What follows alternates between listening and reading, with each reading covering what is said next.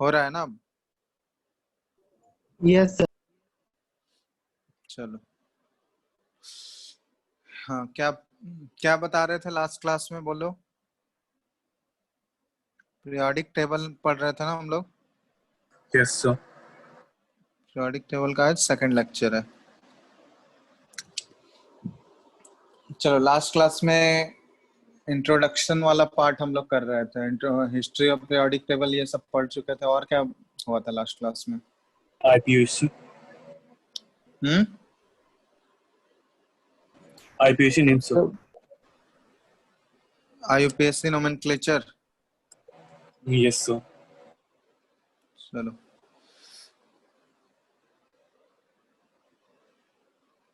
ठीक है।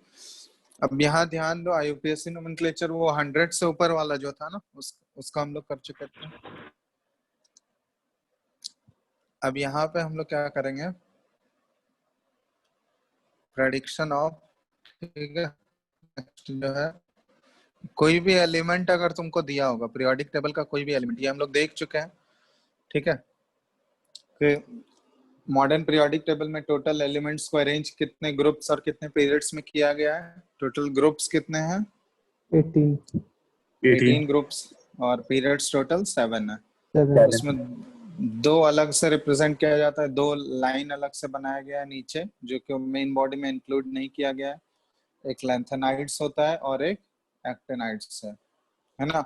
उसको वही ड्रॉबैक है मॉडर्न पीरियोडिक टेबल का, वो ड्रॉबैक है। आज हम लोग करेंगे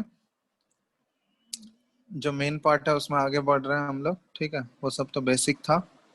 तो प्रेडिक्शन ऑफ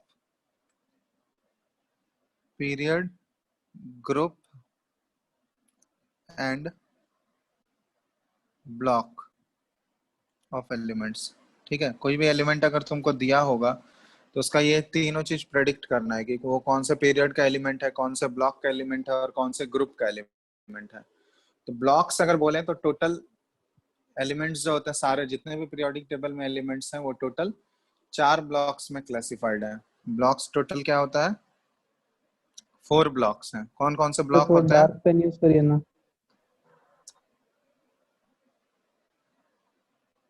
डार्क यूज करें, रेड दिखेगा? Yes sir. चलो, ये दिख रहा है, देखो तो। सर नो थोड़ा सर। ठीक से। सर आप अपना ये साइज को बढ़ा लीजिए इसका, फोन का चलो, पेन वाइट बॉडी से का साइज को एक लेवल बढ़ा देंगे तो भी हो जाएगा।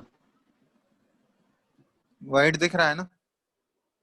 Yes sir. Yes sir. चल, तो ब्लॉक्स टोटल जो होते हैं, एलिमेंट्स के ब्लॉक्स जो होते हैं, ये 4 ब्लॉक्स होते हैं।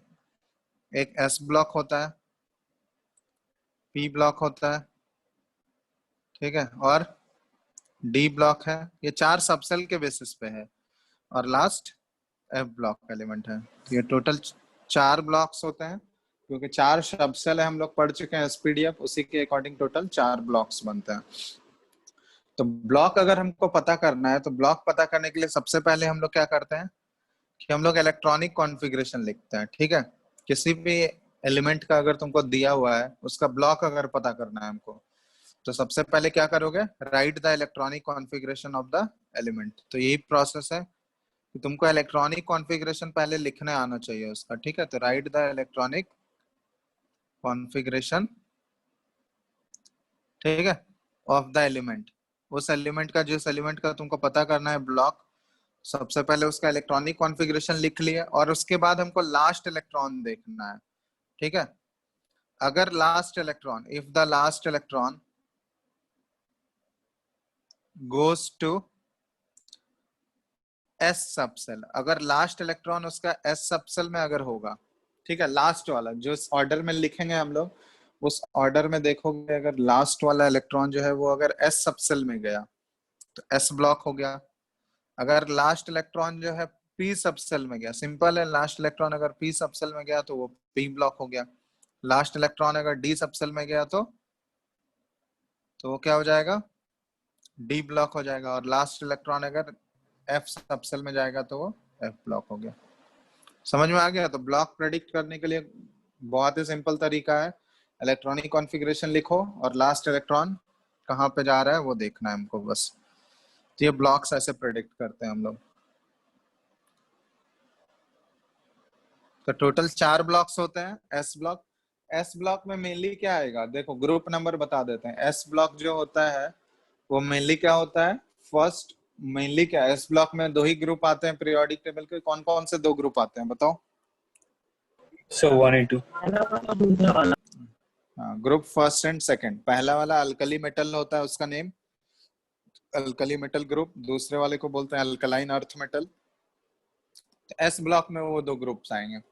पी ब्लॉक में ग्रुप आता है 13 से लेके 18 तक, ठीक है। पी ब्लॉक में ग्रुप नंबर 13 से 18 तक जो भी ग्रुप्स हैं वो सारे पी ब्लॉक में आ गए।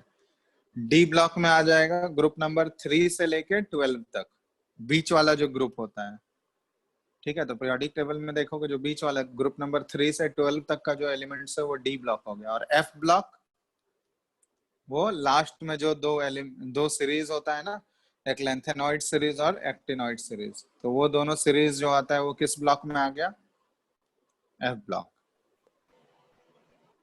ठीक है। चलो, तो ये पहला हो गया प्रेडिक्शन ऑफ ब्लॉक, हो गया, ब्लॉक कर लोगे।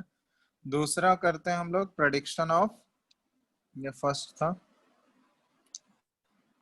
Prediction of period. सर हाँ बोलो। सर एक बार फिर से बताइए तो पीडीएफ के लिए कौन कौन सा ग्रुप नंबर बताए?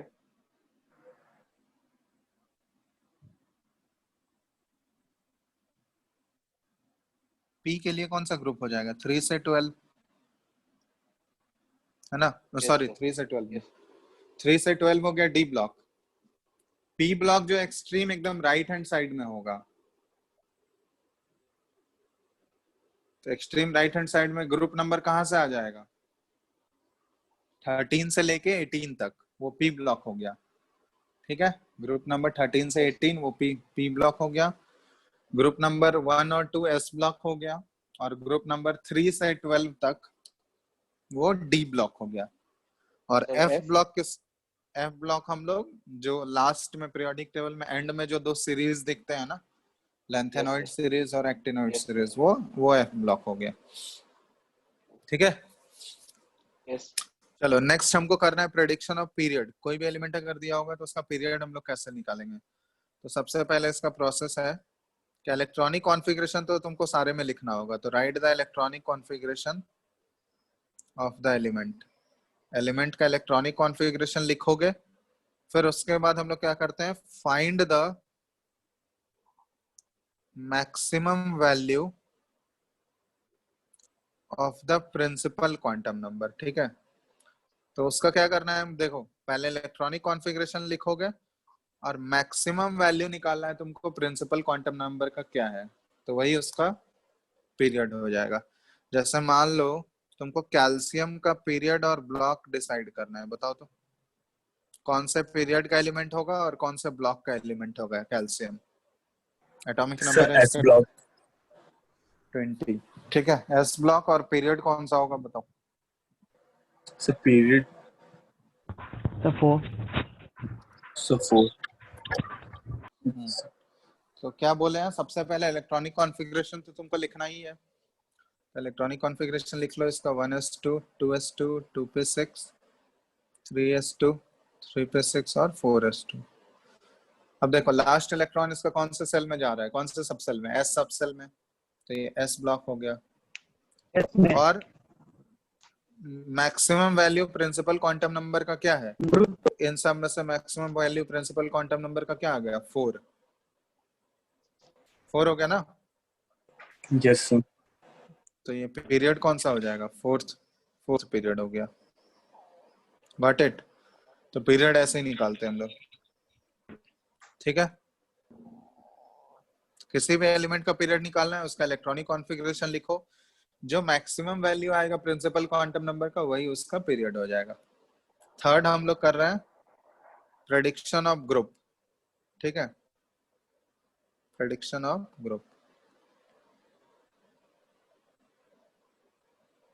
वो कौन से ग्रुप में लाई करेगा। तो प्रेडिक्शन ऑफ ग्रुप में जो है ये इंपॉर्टेंट है कि it depends on the block of element. It depends on the block of the element. ठीक है, ये ध्यान रखना। तो सबसे पहले ग्रुप निकालने के लिए तुमको उसका ब्लॉक पता होना चाहिए कि वो एस ब्लॉक का है या डी पी ब्लॉक का है या डी ब्लॉक का है या एफ ब्लॉक का है। ठीक है, तो ये ध्यान रखना। तो तुमको ब्लॉक पता होना चाहिए। पहले ब्लॉक निकाल लोगे, अगर वो एस ब्लॉक एलिमेंट आया, ठीक है, पहले ब्लॉक फाइंड आउट किए हम लोग, अगर वो एस ब्लॉक में आया तो एस ब्लॉक के लिए ग्रुप नंबर क्या हो जाता है, group number is equal to number of valence electrons. Number of valence electron, valence electron का मतलब क्या हुआ कि आउटर मोस्ट सेल में जितने इलेक्ट्रॉन, वैलेंस इलेक्ट्रॉन मतलब जो आउटर मोस्ट सेल में इलेक्ट्रॉन पाए जाएंगे उसको वैलेंस इलेक्ट्रॉन। तो जितना तुमको वैलेंस इलेक्ट्रॉन का नंबर मिलेगा वही उसका ग्रुप नंबर हो गया। तो हमको पता है कि एस ब्लॉक में 2 ही ग्रुप होता है, फर्स्ट या सेकंड। तो अगर आउटर मोस्ट सेल में 1 इलेक्ट्रॉन मिलेगा तो एस ब्लॉक हो गया, 2 इलेक्ट्रॉन मिलेगा एस सब सेल में तो ग्रुप नंबर 2 हो गया वो। ठीक है, तो जैसे कैल्शियम वाला केस है, देखो कैल्शियम का इलेक्ट्रॉनिक कॉन्फ़िगरेशन ऊपर लिख चुके हैं। तो देखो ये ब्लॉक तो इसका प्रेडिक्ट कर लिया हम लोग, पीरियड भी प्रेडिक्ट कर लिया। अगर ग्रुप पूछा जाए तो हम ग्रुप के लिए सबसे पहले ब्लॉक निकालना होगा। तो ब्लॉक हम लोग निकाल चुके हैं, वो एस ब्लॉक है। और एस ब्लॉक के लिए ग्रुप नंबर क्या होता है, नंबर ऑफ वैलेंस इलेक्ट्रॉन। तो यहाँ पे इसका वैलेंस इलेक्ट्रॉन्स कितना है, देखो आउटर मोस्ट सेल में कितने Sir, 2. इलेक्ट्रॉन्स हैं, 2। तो इसका ग्रुप नंबर क्या हो जाएगा, ग्रुप नंबर 2। और ब्लॉक और पीरियड तो पहले ही निकाल चुके हैं हम लोग। ठीक है, तो ये एस ब्लॉक के लिए हो गया। नेक्स्ट अगर हम लोग ब्लॉक निकाले, अगर उस एलिमेंट का ब्लॉक जो है वो पी ब्लॉक आ रहा है, ठीक है, तो पी ब्लॉक के लिए ग्रुप नंबर क्या होता है, ग्रुप नंबर के लिए फॉर्मूला यूज करना है 10 plus number of valence shell electrons. ठीक है, देखो जितने number of valence shell electron मतलब आउटर मोस्ट सेल में जितने टोटल नंबर ऑफ इलेक्ट्रॉन्स मिलेंगे उसमें 10 ऐड कर दोगे तो वो हमको पी ब्लॉक एलिमेंट का ग्रुप नंबर दे देगा। जैसे मान लो तुम लोग को क्लोरीन का बताना है ग्रुप नंबर कौन सा होगा, एटॉमिक नंबर इसका कितना है क्लोरीन का, 70. 17। तो इसका ब्लॉक बताओ, ब्लॉक पीरियड और ग्रुप तीनों चीज बताओ। तो क्लोरीन का ब्लॉक पीरियड एंड ग्रुप।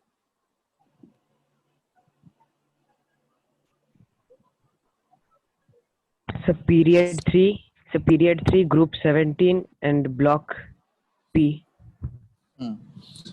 तो सबके लिए तुमको पहले तो इलेक्ट्रॉनिक कॉन्फ़िगरेशन तो लिखना ही होगा। तो 1s2 2s2 2p6 3s2 और 3p5 यही आ रहा है ना इलेक्ट्रॉनिक कॉन्फ़िगरेशन। अब देखो यहाँ पे देख रहे होगे कि लास्ट इलेक्ट्रॉन p सबसेल में जा रहा है, ये हो गया p ब्लॉक। और पीरियड कैसे निकालते हैं, तो maximum value of principal quantum number. तो मैक्सिमम वैल्यू कितना है प्रिंसिपल क्वांटम नंबर का, 3 ही है। तो ये हो गया थर्ड पीरियड। और ग्रुप निकालना है तो ग्रुप निकालने के लिए पीरियड हम लोग निकाल चुके हैं, ये पी ब्लॉक है। तो ग्रुप क्या आ जाएगा 10 plus number of electrons in the valence shell. तो वैलेंस सेल यहाँ पे, वैलेंस सेल मतलब आउटर मोस्ट सेल। तो आउटर मोस्ट सेल यहाँ पे कौन सा है बताओ, third shell, 3. Outermost third है। तो थर्ड में तुमको total number of electrons count करना है। तो थर्ड सेल में टोटल नंबर ऑफ इलेक्ट्रॉन कितने दिख रहे हैं, एस में 2 इलेक्ट्रॉन है थर्ड के और पी में 5 इलेक्ट्रॉन है। तो टोटल नंबर ऑफ इलेक्ट्रॉन्स कितने हो गए आउटर मोस्ट सेल में इसका 7। तो 10 प्लस 7 कर दोगे तो इसका ग्रुप नंबर कितना आ गया 17।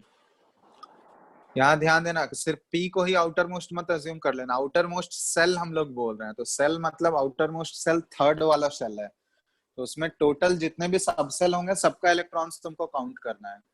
ठीक है, और उसको 10 में ऐड करोगे। क्लियर है ना, बहुत लोग यहाँ 5 देखता है, बस 5 दिख रहा है तो 5 ऐड कर दोगे तो वो 15 गलत हो जाएगा। तुमको total number of electrons count करना है। सारे आउटर मोस्ट सेल में जितने भी इलेक्ट्रॉन्स होंगे वो सारे इलेक्ट्रॉन्स का काउंटिंग करना है। ठीक है, समझ में आया कि नहीं? Yes sir. Yes. चलो तो Yes, sir. ये हो गया पी ब्लॉक। थर्ड हम लोग देख रहे हैं अगर वो डी ब्लॉक एलिमेंट होगा तो डी ब्लॉक एलिमेंट के लिए ग्रुप नंबर क्या का फॉर्मूला होता है group number is equal to number of valence shell electrons, valence shell electrons का टोटल नंबर तो काउंट करोगे ही, plus number of electrons in n-1 d subshell. ठीक है, ये ध्यान रखो कि total number of valence shell electron, valence shell electron मतलब आउटर मोस्ट सेल का इलेक्ट्रॉन्स, वो तो काउंट करोगे ही। इसको हम लोग वैलेंस शेल को जो है n से डिनोट करते हैं, मतलब आउटर मोस्ट सेल जो है वो n से डिनोटेड, ये डिवाइड नहीं किए हैं, ये ध्यान रखना है। वो नोटेशन लिख रहा है कि वैलेंस सेल को हम लोग किससे डिनोट करते हैं, स्मॉल n से, आउटर मोस्ट सेल जो है n से है। अब इसमें हम लोग क्या ऐड कर रहे हैं, number of electrons in n-1 d subshell. तो उससे पहले वाला जो सबसेल होगा ना, n से जो पहले वाला सबसेल, मतलब सेकंड लास्ट सेल बोल रहे हैं हम लोग। n-1 क्या डिनोट कर रहा है, n हो गया आउटर मोस्ट सेल और n-1 कर दोगे तो सेकंड लास्ट। तो सेकंड लास्ट सेल का हमको डी सबसेल में देखना है कितना इलेक्ट्रॉन है, तो उसको ऐड करना होगा। जैसे एक एग्जांपल ले रहे हैं, जैसे मान लो हमको निकालना है आयरन का, ठीक है, Fe का हमको ग्रुप, ब्लॉक और पीरियड तीनों चीज निकालना है। तो सबसे पहले ब्लॉक निकालते हैं हम लोग।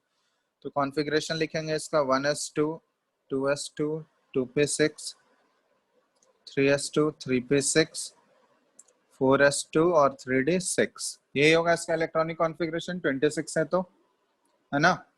तो लास्ट इलेक्ट्रॉन डी में जा रहा है, तो ये कौन सा ब्लॉक हो गया, डी ब्लॉक एलिमेंट हो गया। और सबसे maximum value principal quantum number का 4 है यहाँ पे, तो कौन सा पीरियड हो गया, ये फोर्थ पीरियड हो गया। चलो अब ग्रुप नंबर इसका निकालना है हमको। तो ग्रुप नंबर क्या बोले हैं, डी ब्लॉक एलिमेंट के लिए ग्रुप नंबर क्या होता है, number of valence shell electrons. तो वैलेंस सेल मतलब यहाँ आउटर मोस्ट सेल इसका कौन सा है, fourth shell. Outermost shell कौन सा है, फोर्थ वाला सेल। तो आउटर मोस्ट सेल में कितने इलेक्ट्रॉन है, 2 इलेक्ट्रॉन है। तो 2 plus number of electrons in n-1 d subshell. तो n-1 कौन सा है, तो 4 आउटर मोस्ट हो गया, तो सेकंड लास्ट कौन सा हो गया, थर्ड। और थर्ड का हमको सारा सबसेल नहीं देखना है, सिर्फ डी सबसेल में देखना है कितना इलेक्ट्रॉन है। तो थर्ड के इसलिए यहाँ पे लिखे हैं n-1 d, सिर्फ डी वाले में देखना है। तो n-1 मतलब थर्ड हो गया, थर्ड के डी में कितने इलेक्ट्रॉन्स यहाँ पे दिख रहे हैं, 6, है ना। 3 के डी में टोटल 6 इलेक्ट्रॉन्स हैं। तो इन दोनों का हमको सम कर देना है, तो सम करने से क्या आएगा, 8। तो इसका ग्रुप नंबर कितना हो गया, 8 हो गया। तो डी ब्लॉक फोर्थ पीरियड और ग्रुप नंबर हो गया 8।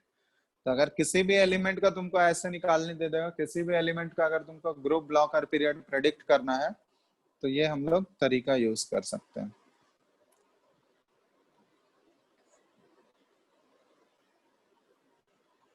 ठीक है, कोई डाउट है इसमें किसी को, ग्रुप बोलो। नंबर वाला निकालने वाला था, फिर से बता दीजिए। किसका ग्रुप नंबर, सर आयरन का, समझ में नहीं आया सर। देखो आउटर मोस्ट सेल के इलेक्ट्रॉन्स यहाँ पे कितने हैं, आउटर मोस्ट यहाँ पे फोर्थ सेल है ना। यस। तो फोर्थ सेल में टोटल इलेक्ट्रॉन्स कितने हैं, यहाँ पे 2 प्लस, यस सर। फॉर्मूला ध्यान से देखो, number of electrons in n-1 d। n हो गया आउटर मोस्ट सेल के लिए, तो n-1 कौन सा सेल हो जाएगा, सेकंड लास्ट वाला। Yes sir. तो फोर्थ अगर लास्ट हुआ तो सेकंड लास्ट क्या हो जाएगा, n-1 थर्ड सेल हो गया।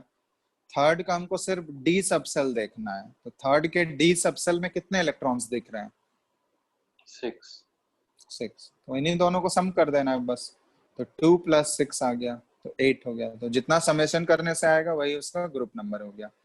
तो हर एक ब्लॉक के लिए देखो, ग्रुप नंबर अगर निकालना है तो सबसे पहले तुमको ब्लॉक निकालना होगा, क्योंकि एस ब्लॉक के लिए फॉर्मूला कुछ और है और पी ब्लॉक के लिए फॉर्मूला डिफरेंट है, डी ब्लॉक के लिए फॉर्मूला डिफरेंट है। तो सबसे पहले ब्लॉक निकाल लोगे, वो जिस ब्लॉक में फिट हो रहा है उसके अकॉर्डिंग हम लोग फॉर्मूला यूज कर लेंगे।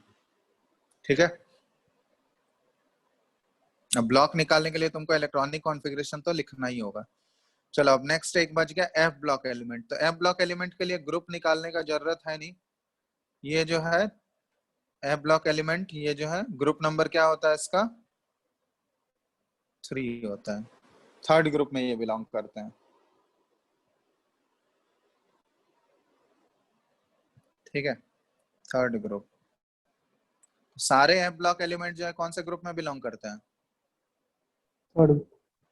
Third group. थर्ड।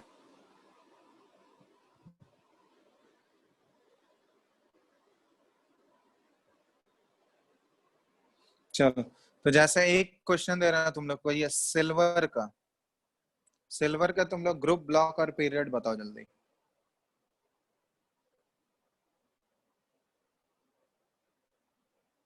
तीनों चीज बताना है। एटॉमिक नंबर पता है सिल्वर का?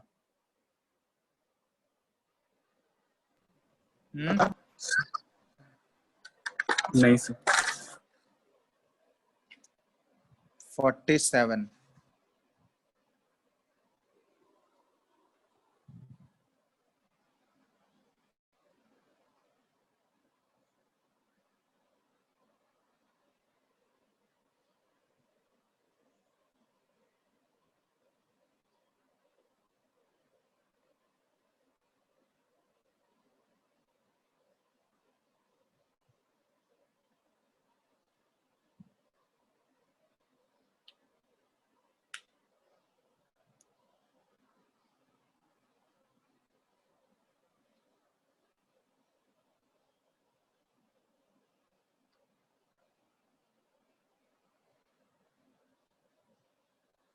क्या है इलेक्ट्रॉनिक, बताओ जल्दी। ग्रुप ब्लॉक और पीरियड तीनों चीज बताना है। सर एक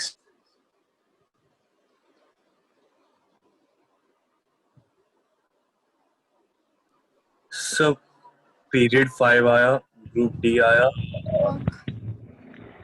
एंड सब ब्लॉक डी आया, ग्रुप 10 आया। 11 इलेक्ट्रॉनिक सब ग्रुप कॉन्फ़िगरेशन पहले बताओ, इलेक्ट्रॉनिक कॉन्फ़िगरेशन क्या आ रहा है? इसको हम लोग ऐसे लिख सकते हैं, देखो क्रिप्टन के फॉर्म में। क्रिप्टन का एटॉमिक नंबर कितना होता है? इससे पहले वाला जो नोबल गैस होगा क्रिप्टन का 36 होता है ना? ठीक है, Yes, sir. Noble gas, krypton का जो नोबल गैस होता है वो 36 होता है। तो 36 इलेक्ट्रॉन्स तक तो आ गया इसमें। ठीक है, उसके बाद आउटर मोस्ट हम लिख रहे हैं सिर्फ। ठीक है, तुम लोग कंपेयर कर लेना। आउटर मोस्ट इसका 5s1 4d10 यही हो जाएगा। देखो तो सर इसका क्या बताना था? यही आ रहा है कॉन्फ़िगरेशन सर 5s1 इसका क्या बताना 4d10। था? क्या अभी डिस्कस कर रहे हैं? सर मतलब इसका बताना क्या था? ग्रुप पीरियड क्या? तीनों चीज। ठीक है, ग्रुप ब्लॉक और पीरियड तीनों यही सर इसमें कॉन्फ़िगरेशन भी आ रहा है ना? एक्सेप्शन लगेगा? हाँ, कॉपर के नीचे आता है ना सिल्वर, ये ध्यान देना। कॉपर के नीचे आता है सिल्वर, कॉपर के जस्ट नीचे होता है। तो कॉपर वाले में तो एक्सेप्शन होता है ना? Yes sir. कॉपर में बताया था ना कि एक इलेक्ट्रॉन इसका जंप करके किस में चला जाता है, वहां पे क्या होता है, ये इस टाइप का outer most configuration 4s1 3d10 होता है ना? तो यस कॉपर के जस्ट नीचे सिल्वर आ रहा है, तो इसमें भी 5s1 और 4d10 होगा। ठीक है, तो ये है इसका इलेक्ट्रॉनिक कॉन्फ़िगरेशन। क्रिप्टन तक तो लिख लोगे ना, हम पूरा एक्सपेंडेड फॉर्म में नहीं लिख रहे हैं। क्रिप्टन तक 36 इलेक्ट्रॉन आ गया, तो 36 इलेक्ट्रॉन लिख लेना वहां उससे पहले तक। उसके बाद 5s1 4d10 ये इसका इलेक्ट्रॉनिक कॉन्फ़िगरेशन हो गया। तो लास्ट इलेक्ट्रॉन देखो किस में जा रहा है, जब हम लोग लिख रहे हैं 12 तो लास्ट डी वाले में जा रहा है। तो ये कौन सा, हाँ कौन सा ब्लॉक हो गया? डी ब्लॉक डी एलिमेंट हो ब्लॉक। गया। और सबसे maximum value principal quantum number का कौन सा आ रहा है? 5। ये कौन सा पीरियड हो गया? 5th पीरियड हो 5 गया। अब ग्रुप निकालना है हमको, तो ग्रुप नंबर कैसे निकालेंगे बताओ तो? ग्रुप नंबर जो होता है वो आउटर मोस्ट सेल में कितने इलेक्ट्रॉन है? तो आउटर मोस्ट सेल इसका 5th सेल है। 5th सेल में कितने इलेक्ट्रॉन है? 1 1। 1।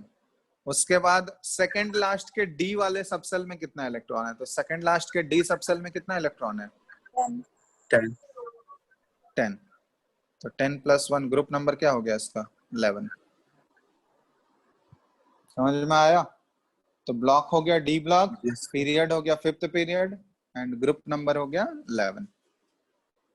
तो ऐसे कोई भी एलिमेंट अगर तुमसे पूछा जाए रैंडमली, अगर उसका तुमको एटॉमिक नंबर दिया हुआ है तो उसका तुम लोग इलेक्ट्रॉनिक कॉन्फ़िगरेशन लिख के हम लोग एलिमेंट, उस एलिमेंट का लोकेशन हम लोग उस एलिमेंट को पीरियोडिक टेबल में लोकेट कर सकते हैं कि वो कौन से पीरियड में लाई कर रहा है, कौन से ग्रुप में लाई कर रहा होगा और कौन से ब्लॉक में होगा। कर लोगे ना? अब बोलो। Yes, sir. चलो, अब नेक्स्ट जो है हम यहाँ पे जनरल कॉन्फ़िगरेशन लिख रहे हैं। हर एक ब्लॉक का एक जनरल कॉन्फ़िगरेशन लिख दे रहे हैं। जनरल कॉन्फ़िगरेशन मतलब सिर्फ हम लोग आउटर मोस्ट कॉन्फ़िगरेशन उसका रिप्रेजेंट कर रहे हैं, ठीक है? तो जनरल कॉन्फ़िगरेशन एस ब्लॉक का देखोगे, जनरली एस ब्लॉक में जितने भी सारे एलिमेंट्स आएंगे उनका जनरल कॉन्फ़िगरेशन एन एस और 1 या 2 इलेक्ट्रॉन होगा। आउटर मोस्ट सेल में या तो 1 इलेक्ट्रॉन होगा या तो 2 इलेक्ट्रॉन, सिर्फ आउटर मोस्ट सेल का ये रिप्रेजेंटेशन है। इसी तरह पी ब्लॉक वाले में देखोगे तो पी ब्लॉक का जनरल कॉन्फ़िगरेशन आ जाएगा NS2 और NP, और P में 1 से लेकर 6 इलेक्ट्रॉन्स तक हो सकते हैं, ठीक है? डी ब्लॉक का अगर जनरल कॉन्फ़िगरेशन लिखोगे तो डी ब्लॉक का जनरल कॉन्फ़िगरेशन आ जाएगा N-1, डी में 1 से 10 इलेक्ट्रॉन्स होंगे, ठीक है? और आउटर मोस्ट NS में 1 या 2 इलेक्ट्रॉन होगा। ये डी ब्लॉक का आउटर मोस्ट कॉन्फ़िगरेशन रिप्रेजेंट कर रहे हैं। जनरली ये सारे डी ब्लॉक में ऐसा ही आएगा। एफ ब्लॉक में अगर देखोगे, एफ ब्लॉक के एलिमेंट का जनरल कॉन्फ़िगरेशन जो होगा ये N-2, F1 से 14, फिर N-1, D 0 से 1 और NS2, ठीक है? NS2 हो गया। तो ये F ब्लॉक एलिमेंट का general configuration, general outer most configuration हो गया है, ठीक है? तो ये ध्यान रखना, हर एक ब्लॉक का ये एक जनरल कॉन्फ़िगरेशन, कोई भी एलिमेंट उस ब्लॉक में लाई करेगा तो उसका जनरल कॉन्फ़िगरेशन देखोगे तो वो इससे रिसेंबल करता हो रहेगा। सर डी और एफ का एक बार एग्जांपल देके समझाइए। खुद लिख के देख लो, कॉपर का लिख के देख लो, कॉपर डी ब्लॉक या सिल्वर का भी लिखे ना हम लोग। सिल्वर भी क्या,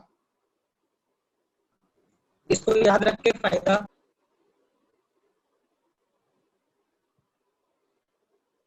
क्या बोल रहे हो? सर ये बात जनरल कॉन्फ़िगरेशन को याद रख के फायदा।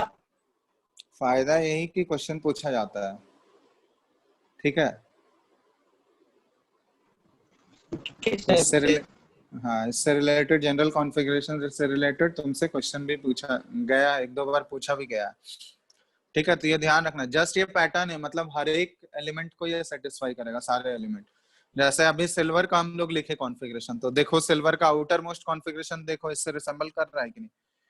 NS1 या 2, आइदर 1 इलेक्ट्रॉन होगा या 2 इलेक्ट्रॉन होगा, तो वहां पे 5s में 1 इलेक्ट्रॉन दिख रहा है, और N-1 D में 10 इलेक्ट्रॉन होगा, तो N-1 मतलब 4th के D में देखो 10 इलेक्ट्रॉन है ना, तो मैच कर रहा है बिल्कुल Yes, इससे।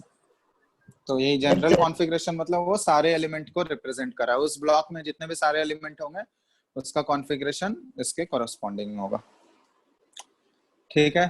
तब पीरियोडिक टेबल में कोई भी एलिमेंट अगर तुमसे पूछा जाए, लोकेशन अगर पूछा जाए कौन से पीरियड में लाई कर रहा है, कौन से ग्रुप में लाई कर रहा है, कौन सा ब्लॉक है, तो वो अब निकाल सकते हो आसानी से।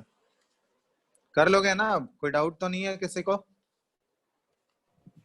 No sir. चलो, अब नेक्स्ट हम लोग इसमें बढ़ रहे हैं पीरियोडिसिटी में, ठीक है? Periodicity in various properties, various properties के बारे में हमको पढ़ना है, वेरिएशन इन पीरियोडिक प्रॉपर्टीज। तो उसमें कैसे कैसे वेरिएशन होगा वो हम स्टार्ट कर रहे हैं। Variation in periodic properties,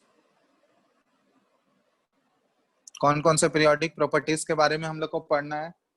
atomic size हो गया या एटॉमिक रेडियस हो गया, फिर हम लोग आयोनाइजेशन एनर्जी के बारे में पढ़ेंगे, इलेक्ट्रॉन एफिनिटी के बारे में पढ़ेंगे, इलेक्ट्रोनेगेटिविटी के बारे में पढ़ेंगे, ठीक है? उसके बाद ऑक्सीडाइजिंग और रिड्यूसिंग पावर के बारे में पढ़ेंगे, ठीक है। वो सारा चीज डिटेल में करना है हम लोगों को। तो सबसे पहले स्टार्ट कर रहे हैं पीरियोडिक प्रॉपर्टी का वेरिएशन। सबसे पहले एटॉमिक रेडियस वाला, एटॉमिक रेडियस या फिर एटॉमिक साइज। तो साइज ऑफ द एटम जो है वो रेडियस से ही डिसाइड होता है, ठीक है। तो एटॉमिक रेडियस या फिर एटॉमिक साइज। तो एटॉमिक साइज को अगर डिफाइन करना है तो हम लोग डिस्टेंस कहाँ से लेते हैं? किसी भी साइज का, अगर किसी भी एटम का अगर हमको साइज बताना है तो हम लोग डिस्टेंस हमेशा, देखो ये ध्यान रखना, सेंटर ऑफ द न्यूक्लियस से डिस्टेंस लिया जाता है और कहाँ तक? आउटर मोस्ट सेल, जो सबसे बाहर वाला सेल होगा उसके बीच का डिस्टेंस हम लोग मेजर करते हैं, उसी को बोला जाता है एटॉमिक रेडियस या फिर एटॉमिक साइज। तो डिस्टेंस हम लोग कहाँ से मेजर कर रहे हैं? Distance from the nucleus, centre of the nucleus, ठीक है, centre of nucleus to the outermost shell, ठीक है, centre of the nucleus to the outermost shell of an atom. और इसी डिस्टेंस को क्या बोला जाता है? एटॉमिक रेडियस बोला जाता है, ठीक है, एटॉमिक रेडियस। तो टोटल यहाँ पे 3 टाइप के हम लोग रेडियस पढ़ते हैं एटम्स के बीच में। एक होता है कोवेलेंट रेडियस, दूसरा होता है मेटालिक रेडियस, और तीसरा होता है वान डेर वाल्स रेडियस, ठीक है। ये 3 टाइप के रेडियस के बारे में पढ़ना होता है, कोवेलेंट रेडियस, मेटालिक रेडियस और वान डेर वाल रेडियस। तो देखो एक्चुअली ये 3 टाइप के रेडियस जो है ये 3 डिफरेंट बॉन्ड्स के बेसिस पे होता है। जैसे कोवेलेंट बॉन्डिंग तुम लोग बेसिक तो पढ़े होगे ना, ऐसे डिटेल में ये सारा पढ़ना है हम लोग को केमिकल बॉन्डिंग में, लेकिन थोड़ा Yes. बहुत क्लास 10th में बेसिक पढ़े होगे। कोवेलेंट बॉन्ड जो होता है वो कैसे फॉर्म होता है? शेयरिंग ऑफ इलेक्ट्रॉन से फॉर्म होता है। वहां पे इलेक्ट्रॉन्स का क्या होता है? शेयरिंग हो रहा होता है, ठीक है। तो कोवेलेंट बॉन्डिंग से जो वहां पे रेडियस अराइज होगा या जो रेडियस वहां पे ऑब्टेन होगा उसको हम लोग कोवेलेंट रेडियस बोलते हैं। तो जैसे मान लो कोवेलेंट बॉन्ड बन रहा है तो हम लोग को पता है कि covalent bond sharing of electron से बनता है, ठीक है। तो जैसे एक एटम ये है किसी भी एलिमेंट का, फर्स्ट एटम ये है, सेकंड एटम हम लोग ऐसे बोलते हैं, मतलब ये शेयर कर रहा होगा तो इसका कुछ पोर्शन जो है इलेक्ट्रॉन ये ओवरलैप करता है। यह सारा चीज ओवरलैपिंग के बारे में हम लोग पढ़ेंगे, केमिकल बॉन्डिंग में डिटेल में पढ़ना है। जस्ट यहाँ पे थोड़ा सा आइडिया दे रहे हैं कि कोवेलेंट बॉन्डिंग शेयरिंग हो रहा है यहाँ पे इलेक्ट्रॉन का। तो एक्चुअली में जो इलेक्ट्रॉन का शेयरिंग होता है तो वहाँ पे इलेक्ट्रॉन क्या होते हैं? दोनों एटम का, जिस 2 एटम के बीच में बॉन्ड बनना है तो उनके इलेक्ट्रॉन क्लाउड जो होते हैं वो ओवरलैप करते हैं। तो यहाँ पे ऐसा ओवरलैपिंग हो रहा है। अब ओवरलैपिंग होने से क्या होगा? दोनों का सेंटर, यहाँ पे कोवेलेंट रेडियस, ये कोवेलेंट बॉन्ड बना हुआ है तो कोवेलेंट रेडियस यहाँ पे निकालना है तो इन दोनों एटम के सेंटर को ज्वाइन करोगे, ठीक है, इन दोनों एटम के सेंटर को ज्वाइन करोगे और इसका हाफ ले लेंगे हम लोग, सेंटर को ज्वाइन करके इसका हाफ ले लेंगे, ठीक है। तो यहाँ से इसका हाफ ऐसे मान लेते, इसका हम लोग मान लेते हैं ये C1 है सेंटर और इसका सेंटर C2 है। तो यहाँ पे हम लिख रहे हैं आर कोवेलेंट, क्या लिखेंगे? आर कोवेलेंट हो गया distance between C1 and C2। ये C1 और C2 ये लेंथ शो कर रहा है, जैसे हम लोग AB लिखते हैं ना, ये जैसे A और B के बीच का लेंथ, इसको हम लोग AB से रिप्रेजेंट करते हैं ना। Yes sir. यस, उसी तरह यहाँ पे C1 C2 ये प्रोडक्ट नहीं है, ये ध्यान रखना। ये क्या शो कर रहा है? इन दोनों के सेंटर के बीच का डिस्टेंस, इन दोनों के बीच, सेंटर के बीच का डिस्टेंस ले लोगे और उसको 2 से डिवाइड कर दोगे तो यही कोवेलेंट रेडियस दे देगा, ठीक है।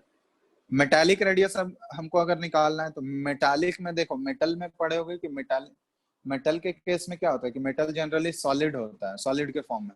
और सॉलिड में हम लोग पढ़ चुके हैं कि एटम्स क्या होते हैं? क्लोजली पैक्ड होते हैं, मतलब एक एटम जो है वो दूसरे एटम से बिल्कुल क्लोजली पैक्ड होता है, वहां पे ओवरलैपिंग नहीं होता है, बहुत ही क्लोजली पैक्ड होता है। मतलब उन 2 एटम्स के बीच में इंटर एटॉमिक स्पेस जो हम लोग बोलते हैं वो 0 होता है, ऑलमोस्ट होता है ना। ये पैकिंग में थोड़ा बहुत पढ़े ही होगे तुम लोग सॉलिड। तो जैसे मेटल का 2 एटम्स हमको कंपेयर करना है तो ये 2 एटम्स ओवरलैप नहीं कर रहे होंगे, एक दूसरे को क्या कर रहे हैं? ये क्लोजली पैक्ड है तो एक दूसरे को यहाँ पे क्या कर रहे हैं? टच कर रहे हैं, सिंपली ऐसे ही टच करेगा ना, मतलब क्लोजली पैक्ड होने का मतलब वो एक दूसरे के ऊपर ओवरलैप नहीं हो रहा है, ठीक है, वो जस्ट टच कर रहा है, मतलब उन दोनों के बीच में गैप जो है वो बिल्कुल मिनिमाइज है, 0 है। तो मेटल में ऐसा ही पैकिंग होता है। तो मेटालिक रेडियस के बारे में अगर हम लोग बात करें तो इन दोनों का यहाँ पे भी वैसे ही सेंटर ज्वाइन करोगे, ये सेंटर मान लेते हैं C1 और ये C2, तो आर मेटालिक क्या हो गया, तो आर मेटालिक यहाँ पे भी वैसे ही करेंगे, C1 C2 इन दोनों के बीच का सेंटर डिस्टेंस जो आएगा और उसको 2 से डिवाइड करोगे। तो सारे केसेस में वही होगा, बट यहाँ पे सबका रेडियस जो होगा वो डिफरेंट हो जाएगा, ठीक है। अब वांडरवाल अगर हम लोग बात करें तो वांडरवाल रेडियस जो है मेनली हम लोग बात करते हैं कि वांडरवाल फोर्स जो है, वांडरवाल फोर्स के बारे में पढ़ोगे तुम लोग ये चैप्टर में, गैसियस स्टेट में इसको डिटेल में पढ़ना है। तो वांडरवाल फोर्स जो है ये जनरली एग्जिस्ट, ये ध्यान रखो अभी, बिटवीन टू कोवेलेंट मॉलिक्यूल्स, दो कोवेलेंट मॉलिक्यूल्स के बीच में ये एग्जिस्ट करता है, मॉलिक्यूल्स के बीच में जनरली ये एग्जिस्ट करता है, या फिर और बिटवीन नोबल गैस एटम्स। और नोबल गैस या तो जनरली दो मॉलिक्यूल्स के बीच में पाया जाता है या फिर दो नोबल गैस के एटम्स के बीच में वांडरवाल फोर्स एग्जिस्ट करता है, ठीक है। तो यहाँ पे अगर दो एटम मान लेते हैं, जैसे ये दो मॉलिक्यूल एज्यूम कर ले रहे हैं, ठीक है, तो एक मॉलिक्यूल बना है, जैसे एक कोवेलेंट मॉलिक्यूल ये ए है, गैस ए का ये मॉलिक्यूल है, गैस ए का मॉलिक्यूल 1 इसको एज्यूम करते हैं, कोवेलेंट मॉलिक्यूल है ये क्योंकि शेयरिंग ऑफ इलेक्ट्रॉन से बना हुआ है। और दूसरा मॉलिक्यूल हम लोग यहाँ पे ये एज्यूम करते हैं ए का ये मॉलिक्यूल 2 है ना, ए का ये मॉलिक्यूल 2 है। तब इन दो मॉलिक्यूल्स के बीच में क्या होता है कि एक बहुत ही वीक अट्रैक्शन फोर्स होता है, और उसी वीक अट्रैक्शन फोर्स को हम लोग क्या बोलते हैं, वांडरवाल फोर्स बोलते हैं। या फिर दो नोबल गैस का एटम, जैसे मान लो एक हीलियम का एटम ले लिए और दूसरा हीलियम का एटम ले लिया यहाँ पे, तो दो हीलियम के एटम के बीच में एक बहुत ही वीक फोर्स एक्ट करेगा और इसी फोर्स को हम लोग बोलते हैं वांडरवाल फोर्स। तो यहाँ पे जो हम लोग ये फोर्स निकालेंगे ये है वांडरवाल फोर्स, बहुत वीक फोर्स है तो दोनों के बीच में डिस्टेंस सफिशिएंट होगा, ठीक है। तो यहाँ पे भी हम लोग अगर वांडरवाल रेडियस निकालें C1 C2, तो इसका भी यहाँ पे डिस्टेंस लेके हम लोग इन दोनों के बीच का डिस्टेंस और उसका हाफ करना है। तो आर वांडरवाल अगर हमको निकालना है तो आर वांडरवाल क्या हो जाएगा, ये C1 C2 के बीच का डिस्टेंस और बाय 2 कर देंगे, ठीक है। यहाँ भी अगर मॉलिक्यूल के बीच में कंपेयर करना है तो जो दो एटम्स यहाँ पे कांटेक्ट में होंगे, इन दो एटम्स के कांटेक्ट जो कांटेक्ट में होंगे इन दोनों का सेंटर ज्वाइन करो और इसका क्या कर देंगे हम लोग, हाफ कर देंगे। आ रहा है समझ में? तो सारे केसेस में हम लोग वही कर रहे हैं, दो एटम्स का सेंटर को ज्वाइन करके उसका हाफ कर दे रहे हैं।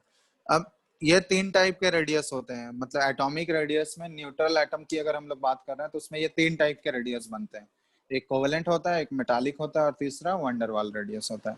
अब इन तीनों को अगर हम लोग कंपेयर करें तो इन तीनों में सबसे बड़ा रेडियस कौन सा होगा बताओ, आर कोवेलेंट, आर मेटालिक और आर वांडरवाल। इन वंडर इन तीनों में देखो ऑब्वियसली देख के ही लग रहा है वांडरवाल रेडियस सबसे बड़ा होगा, फिर मेटालिक होगा और सबसे छोटा रेडियस कौन सा होगा, कोवेलेंट रेडियस। समझ में आ रहा है ना? ये सबसे यस मिनिमम रेडियस जो हो गया ये कोवेलेंट रेडियस, ये देख के ही पता चल रहा है। ये 3 टाइप्स के रेडियस हो गए। एटॉमिक रेडियस मतलब हम लोग न्यूट्रल एटम के लिए बात कर रहे हैं। दूसरा होता है आयनिक रेडियस। आयनिक रेडियस मतलब जहां पे आयंस बन जाएगा, न्यूट्रल एटम नहीं होगा वो। एटॉमिक रेडियस मतलब वो न्यूट्रल एटम था, यहाँ पे हम लोग आयनिक रेडियस की बात कर रहे हैं। तो आयनिक रेडियस मतलब आयंस में हम लोग बात करेंगे। आयंस दो टाइप के होते हैं, एक कैटायन होता है, एक अनायन होता है ना। ये पढ़ चुके हो तुम लोग, कैटायन के ऊपर कौन सा यस चार्ज सर, होता है पॉजिटिव और अनायन के ऊपर नेगेटिव। तो ये नेगेटिव। भी पढ़े होगे, जैसे मान लो कैटायन का हम लोग साइज कंपेयर कर रहे हैं न्यूट्रल एटम से, बताओ तो साइज क्या होगा, किसका बड़ा होगा, न्यूट्रल एटम का साइज बड़ा होगा या कैटायन का बड़ा होगा? सर न्यूट्रल एटम का, सर कैटायन का होना चाहिए।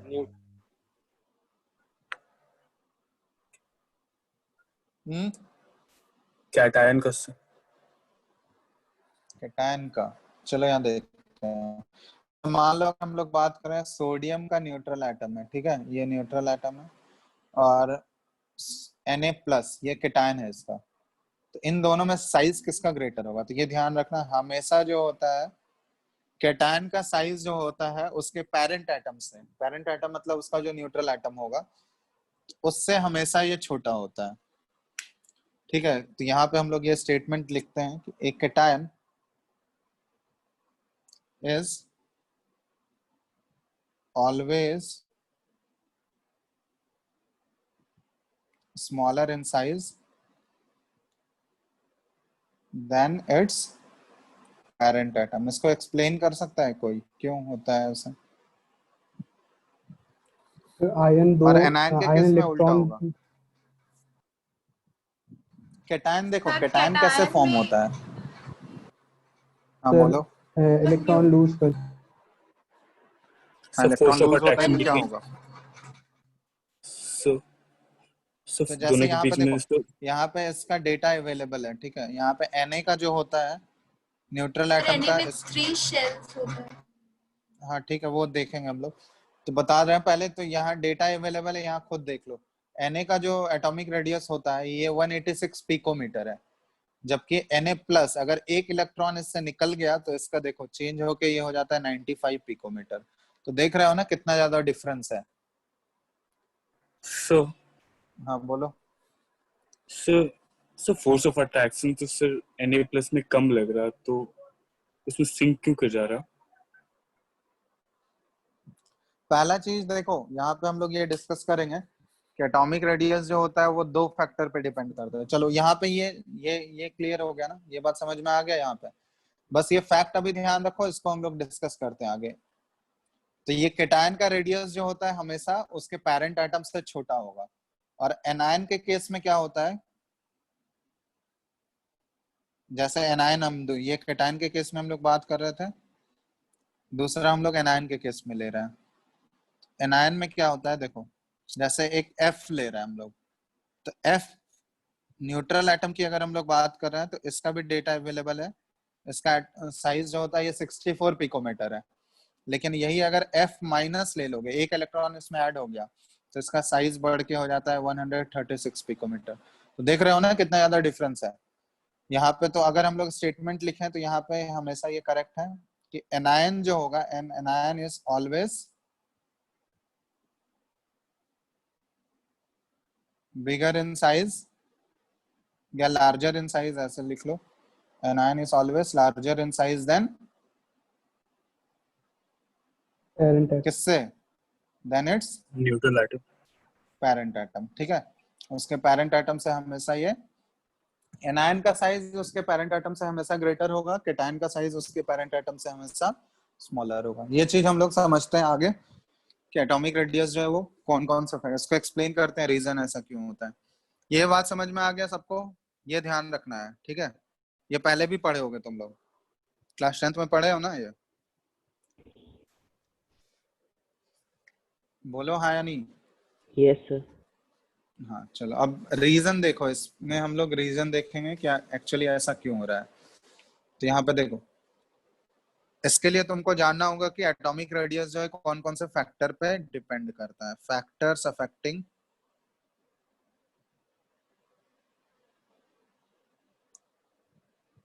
Atomic radius. एटॉमिक रेडियस को स्मॉल r से डिनोट कर रहे हैं, तो कौन कौन से फैक्टर जो एटॉमिक रेडियस को इफेक्ट करेंगे। तो सबसे पहला जो यहाँ टर्म आता है यह है effective nuclear charge. Effective nuclear charge, देखो यहाँ पे इफेक्टिव ये टर्म आ रहा है। न्यूक्लियर चार्ज का मतलब होता है कि न्यूक्लियस कितने फोर्स से बाहर वाले इलेक्ट्रॉन को अट्रैक्ट कर रहा है, ठीक है, उसको हम लोग न्यूक्लियर चार्ज बोलते हैं। लेकिन उसमें एक और टर्म एक्स्ट्रा ऐड हो गया, इफेक्टिव।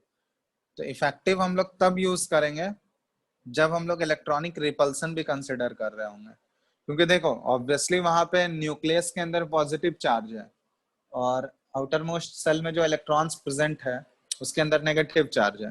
जैसे सोडियम के केस में हम लोग बात कर रहे हैं, तो सोडियम का अगर इलेक्ट्रॉनिक कॉन्फ़िगरेशन लिखोगे तो ये 281 होता है ना, या उसमें लिख लेना एसपीडीएफ वाले फॉर्म में, यहाँ पे अगर हम लोग ड्रॉ करें सोडियम का, या बेसिक, चलो लिथियम का ड्रॉ करते हैं, ठीक है, सिंपल है, उस समय बड़ा हो जाएगा ज्यादा। तो लिथियम का ड्रॉ करोगे तो 2,1 है ना। तो ये एटम है, जैसे मान लो यहाँ पे न्यूक्लियस है इसका, ये पहला वाला शेल है। तो फर्स्ट वाले सेल में कितने इलेक्ट्रॉन है इसके? 2। 2 2 इलेक्ट्रॉन है, ठीक है, यहाँ पे ऐसे रिप्रेजेंट कर रहे हैं 2 इलेक्ट्रॉन। और इसका जो आउटर मोस्ट सेल है इसमें 1 इलेक्ट्रॉन है, ठीक है। तो हमेशा एटॉमिक साइज जो डिटरमाइन होगा वो न्यूक्लियस के सेंटर से हम लोग आउटर मोस्ट सेल का डिस्टेंस देखते हैं। तो इनके बीच का जो डिस्टेंस होगा यही एटॉमिक रेडियस को डिटरमाइन करेगा। तो अभी देखो ये न्यूक्लियस के अंदर हमको पता है कि पॉजिटिव चार्ज है और इलेक्ट्रॉन के ऊपर नेगेटिव चार्ज है, ये तो हमेशा फोर्स ऑफ अट्रैक्शन ही लगाएगा। तो इसी फोर्स ऑफ अट्रैक्शन को न्यूक्लियस जिस फोर्स से इसको अपनी तरफ खींच रहा होगा, ये डायरेक्शन इधर की तरफ होगा, तो इसी को हम लोग बोलते हैं न्यूक्लियर चार्ज। वहां पे सिर्फ हम लोग अट्रैक्शन कंसिडर कर रहे हैं। लेकिन उसी में अगर हम लोग ये देखो, सिर्फ तो अट्रैक्शन फोर्स तो नहीं लग रहा होगा, क्योंकि अंदर में जो इलेक्ट्रॉन्स प्रेजेंट है, ठीक है, अंदर में जो इलेक्ट्रॉन्स प्रेजेंट है वो सारा मिलके बाहर वाले इलेक्ट्रॉन को रिपेल भी तो कर रहा होगा ना।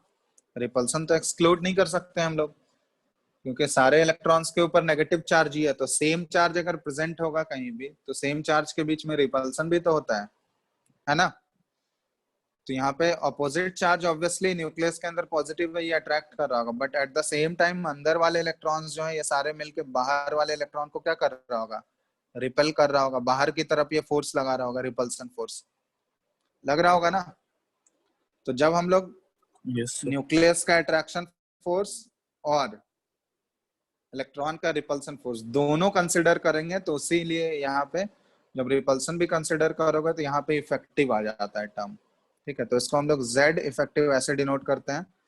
एक्चुअली देखो, जिस फोर्स से अब न्यूक्लियस इसको खींचना चाह रहा था, ओरिजिनली अगर जिस फोर्स से इसको खींचना चाह रहा था वो उतने फोर्स से नहीं खींच पाएगा, क्योंकि अब अंदर वाले इलेक्ट्रॉन सारे मिलके इसको रिपेल भी कर रहा होगा, ठीक है। तो जब इलेक्ट्रॉनिक रिपल्सन कंसिडर करोगे तो वहां पे हम लोग सिर्फ न्यूक्लियर चार्ज की बात नहीं करते हैं, इफेक्टिव न्यूक्लियर चार्ज की बात करते हैं, ठीक है। तो इसलिए यहाँ पे टर्म इफेक्टिव लगा हुआ है। तो इफेक्टिव न्यूक्लियर चार्ज का मतलब हुआ कि जब इसमें हम लोग दोनों चीज कंसिडर कर रहे हैं, न्यूक्लियस का अट्रैक्शन फोर्स तो कंसिडर कर ही रहे हैं, और इलेक्ट्रॉन अंदर वाले इलेक्ट्रॉन का रिपल्सन फोर्स भी कंसिडर कर रहे हैं बाहर वाले इलेक्ट्रॉन के ऊपर, ठीक है। तो सबसे पहला फैक्टर जो है ये न्यूक्लियर चार्ज ही होता है, इफेक्टिव न्यूक्लियर चार्ज। तो एटॉमिक रेडियस R जो है, या फिर ऐसे हम लोग लिख सकते हैं इसको कि Z इफेक्टिव जो है ये inversely proportional to atomic radius होता है या एटॉमिक साइज होता है। मतलब इफेक्टिव न्यूक्लियर चार्ज का वैल्यू जितना ज्यादा होगा, साइज ऑफ द एटम उतना छोटा होगा। इफेक्टिव न्यूक्लियर चार्ज जितना कम हुआ, साइज ऑफ द एटम उतना ज्यादा होगा। समझ में आ रहा है? ये इनवर्सली रिलेशन है। Z इफेक्टिव अगर ज्यादा हुआ तो R का वैल्यू क्या हो जाएगा? ये कम हो जाएगा। तो इनवर्सली रिलेटेड है। या अभी हम लोग इसका कैलकुलेशन भी करेंगे, Z इफेक्टिव कैसे कैलकुलेट होता है। तो पहला तो ये फैक्टर हो गया।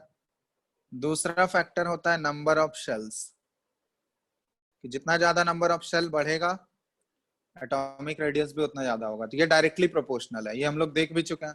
नंबर ऑफ शेल अगर बढ़ाते जाओगे तो ऑब्वियसली साइज भी तो बढ़ते जाएगा ना, क्योंकि न्यूक्लियस के बीच और आउटर मोस्ट सेल अगर बढ़ते जा रहा है तो डिस्टेंस बढ़ते जाएगा। तो यहाँ पे हम लोग बोल सकते हैं कि नंबर ऑफ शेल जो है ये directly proportional to radius of atom है, या नहीं?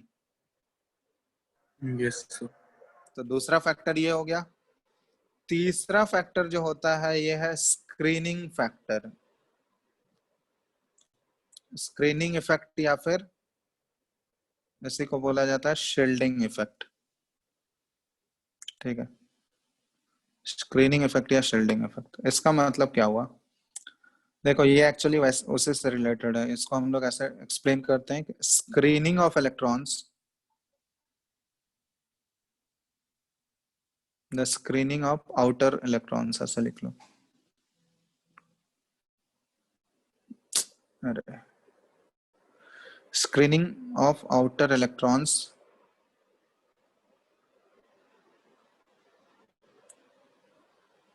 फ्रॉम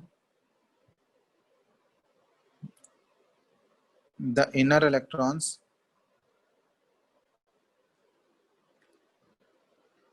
ठीक है, screening of outer electrons from the inner electrons, किससे? ये आउटर इलेक्ट्रॉन को इनर इलेक्ट्रॉन जो है वो किससे स्क्रीन कर रहा है? From the charge of the nucleus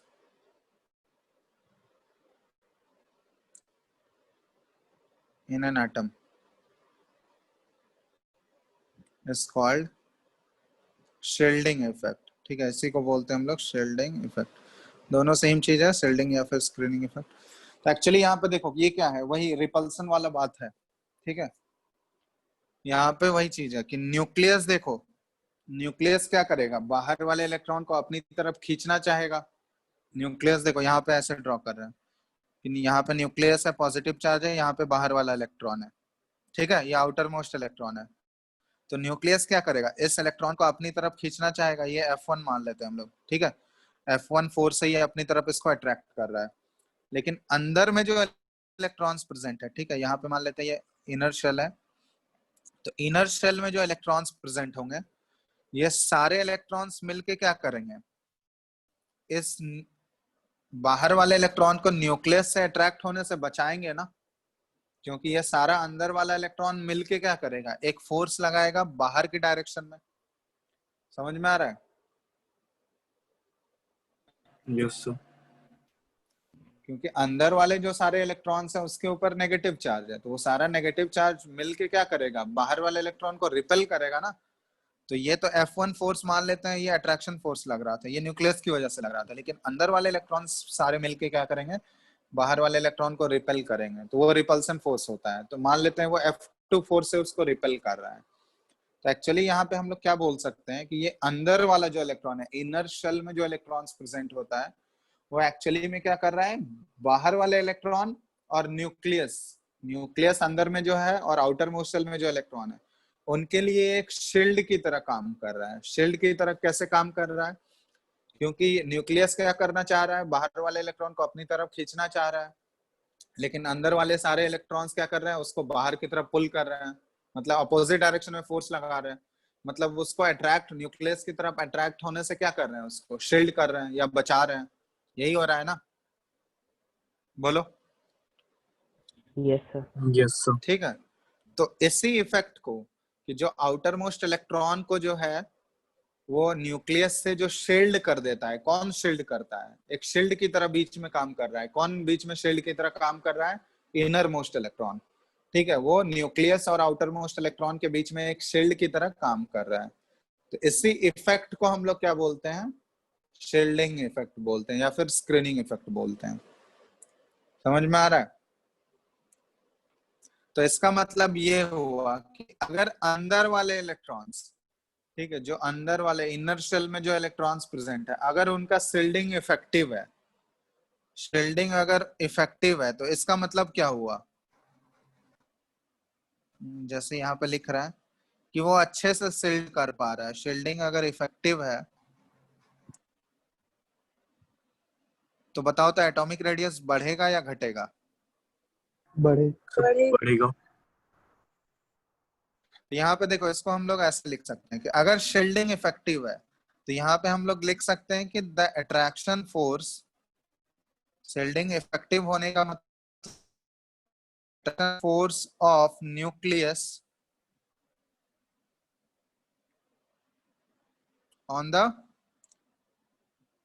outermost electron, on the outermost cell electrons, बताओ increases या decreases, क्या लिखे हैं यहाँ पे? Sir decreases. हाँ, शील्डिंग अगर मतलब मोर इफेक्टिवली वो रिपेल कर पा रहा है, तो मोर इफेक्टिवली अगर वो रिपेल कर रहा है तो न्यूक्लियस का जो अट्रैक्शन फोर्स होगा आउटर मोस्ट सेल पे, ये क्या हो जाएगा, डिक्रीज कर जाएगा। ठीक है, तो यहाँ पे डिक्रीज हो गया। अगर न्यूक्लियस का अट्रैक्शन फोर्स जो है आउटर मोस्ट सेल पे डिक्रीज हुआ तो रेडियस क्या हुआ, रेडियस बढ़ेगा या घटेगा? बढ़ेगा। हाँ, तो समझेंगे कि न्यूक्लियस का अगर अट्रैक्शन फोर्स बाहर वाले सेल पे अगर घट गया तो इससे हम लोग बोल सकते हैं कि एटॉमिक रेडियस क्या हो जाएगा, ये इंक्रीज कर जाएगा। तो यहाँ पे हम लोग ऐसे लिख सकते हैं डायरेक्टली कि अगर शील्डिंग इफेक्टिव हुआ, अच्छा शील्डिंग है तो एटॉमिक रेडियस बढ़ेगा। समझ रहे हैं ना? यहाँ डायरेक्टली रिलेट कर सकते हैं कि शील्डिंग अगर अच्छा हुआ, शील्डिंग अगर बढ़ेगा तो रेडियस भी क्या होगा, एटॉमिक रेडियस भी क्या हो रहा होगा, ये इंक्रीज कर रहा होगा। लिख सकते हैं ऐसा। Yes sir. चलो अब दूसरा केस ले रहे हैं कि अगर शील्डिंग पुअर हुआ, शील्डिंग अगर पुअर है तो शील्डिंग पुअर है इसका मतलब क्या हुआ कि radius attraction force, attraction force of nucleus अगर वो अच्छे से शील्ड नहीं कर पा रहा है तो attraction force of nucleus on the outer most electron, on the outermost cell electrons, तो ये क्या हो जाएगा, इंक्रीज हो जाएगा। और ये न्यूक्लियस का अगर अट्रैक्शन फोर्स बाहर वाले शेल पे बढ़ गया तो यहाँ पे क्या लिख सकते हैं कि as a result atomic size क्या होगा, as a result atomic radius क्या हो जाएगा, ये डिक्रीज हो जाएगा, एटॉमिक रेडियस ये डिक्रीज कर जाएगा। तो यहाँ पे हम लोग लिख सकते हैं कि शील्डिंग अगर डिक्रीज हो रहा है तो एटॉमिक रेडियस भी क्या होगा, ये डिक्रीज करेगा। तो शील्डिंग इफेक्ट क्या हो गया, ये डायरेक्टली प्रोपोर्शनल हो गया कि शील्डिंग जितना ज्यादा अच्छा होगा रेडियस भी उतना बड़ा होगा, और शील्डिंग जितना पुअर होगा रेडियस उतना कम होगा। समझ में आ रहा है ना? Sir Yes. प्लैनेट्स के साथ Yes, भी sir. ऐसा ही होता है? क्या सर प्लैनेट्स के साथ भी ऐसा ही होता है? प्लैनेट्स में थोड़ी ना कोई वहां पे एक्चुअली हम लोग चार्ज, ये वाला चार्ज इलेक्ट्रोस्टैटिक चार्ज वहां नहीं होता है, ठीक है। प्लैनेट में वो सारा चीज थोड़ी ना है, यहाँ पे हम लोग इलेक्ट्रोस्टैटिक चार्ज के केस में कंसिडर कर रहे हैं, ठीक है, जहाँ पे चार्जेस प्रेजेंट होंगे। यहाँ पे चार्ज की वजह से ही हो रहा है ना, शील्डिंग इफेक्ट आ रहा है। चार्ज अगर नहीं होता, चार्ज पार्टिकल नहीं होते तो थोड़ी ना हम लोग ये सब बात करते हैं। तो जहाँ पे चार्जेस प्रेजेंट है वहां पे हम लोग ये बात कर रहे हैं, Yes. ठीक है। चलो तो अब यहाँ पे क्या होता है कि अंदर वाले इलेक्ट्रॉन्स पे बहुत सारा चीज डिपेंड कर रहा है कि अंदर वाला इलेक्ट्रॉन्स अगर इफेक्टिवली शील्ड कर रहा है तो एटॉमिक रेडियस को चेंज कर देगा, एटॉमिक रेडियस बढ़ा देगा। अगर इफेक्टिवली शील्ड नहीं कर पा रहा है तो एटॉमिक रेडियस घटा देगा। तो इसीलिए यहाँ पे अंदर वाले इलेक्ट्रॉन्स का जो है बहुत सारा शील्डिंग पावर होता है कि बहुत सारे ऑर्बिटल्स का, हर एक ऑर्बिटल का एक अपना शील्डिंग पावर होता है, ठीक है। शील्डिंग पावर क्या है, ये हम लोग बात करते हैं ऑर्बिटल्स का शील्डिंग पावर, कि सारे ऑर्बिटल्स का शील्डिंग पावर सेम नहीं होता है, ठीक है। एस ऑर्बिटल का शील्डिंग पावर सबसे ज्यादा होता है, इसके बाद पी ऑर्बिटल होता है, इसके बाद डी होता है, और इसके बाद एफ। एफ ऑर्बिटल का बिल्कुल शील्डिंग पावर बहुत ही वेरी पुअर होता है, इसको ऑलमोस्ट नेग्लिजिबल हम लोग एज्यूम करते हैं। तो एक्चुअली है क्या कि हम लोग ये शेप पढ़ चुके हैं ऑर्बिटल का, तो शेप पढ़े हो तो इससे ये आइडिया लगा सकते हो कि एस ऑर्बिटल का शेप कैसा होता है, स्फेरिकल शेप होता है ना। Yes sir. Yes sir. तो वहां पे हम लोग बोल सकते हैं कि एस ऑर्बिटल का स्फेरिकल शेप है तो उसमें इलेक्ट्रॉन का डेंसिटी क्या है, पूरा यूनिफॉर्मली डिस्ट्रीब्यूटेड होगा, है ना। बहुत ही छोटे से स्पेस में पूरा इलेक्ट्रॉन डिस्ट्रीब्यूटेड होगा। तो हम लोग बोल सकते हैं कि इलेक्ट्रॉन का डेंसिटी एस ऑर्बिटल में क्या है, हाई होगा, क्योंकि एक छोटे से वॉल्यूम में बहुत ज्यादा लार्ज सारा इलेक्ट्रॉन डेंसिटी उसी में डिस्ट्रीब्यूटेड होगा। तो एक छोटे से वॉल्यूम में सारे इलेक्ट्रॉन डेंसिटी कंसंट्रेटेड होंगे। तो हम लोग ये बोल सकते हैं कि electron density, charge of electron per unit volume, उसी को डेंसिटी बोलते हैं हम लोग। चार्ज पर यूनिट वॉल्यूम को डेंसिटी बोलते हैं। यहाँ पे हम लोग चार्ज डेंसिटी की बात कर रहे हैं, मास डेंसिटी अलग है। मास डेंसिटी हम लोग वो जो पढ़ते थे मास बाय वॉल्यूम पढ़ते थे, यहाँ पे चार्ज डेंसिटी बात कर रहे हैं, तो चार्ज बाय वॉल्यूम करेंगे हम लोग, ठीक है। तो एस ऑर्बिटल में जो चार्ज डेंसिटी होगा वो क्या होगा, बहुत ज्यादा होगा, होगा ना, s compare to p orbital, क्योंकि पी ऑर्बिटल में यूनिफॉर्म डिस्ट्रीब्यूशन होता है क्या इलेक्ट्रॉन का, नहीं। No sir. पी ऑर्बिटल में ये शेप बता चुके हैं तुम लोग को, डम्बल शेप होता है। डम्बल। तो वहां पे हाँ, तो पूरे स्पेस में पूरा यूनिफॉर्मली थोड़ी ना डिस्ट्रीब्यूटेड है, एक पर्टिकुलर डायरेक्शन है जहां पे इलेक्ट्रॉन है और उसके आसपास इलेक्ट्रॉन नहीं पाया जाता है। तो इसका मतलब हम लोग ये बोल सकते हैं कि p ऑर्बिटल में यूनिफॉर्म नहीं है इलेक्ट्रॉन का डिस्ट्रीब्यूशन, तो ऑब्वियसली उसका जो चार्ज डेंसिटी होगा वो s वाले से क्या होगा, कम होगा, है ना। और उसी तरह अगर हम लोग d में मूव किए तो d में देखोगे डबल डबल हो जाता है, तो डबल डबल है मतलब उसका साइज और ज्यादा बड़ा हो गया, साइज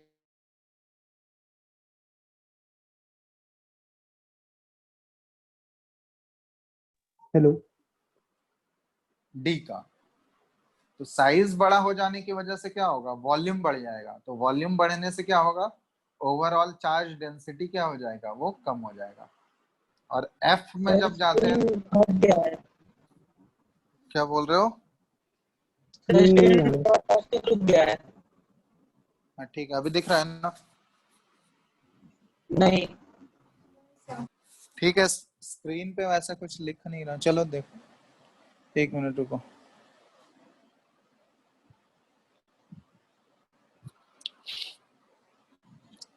अब दिख रहा है?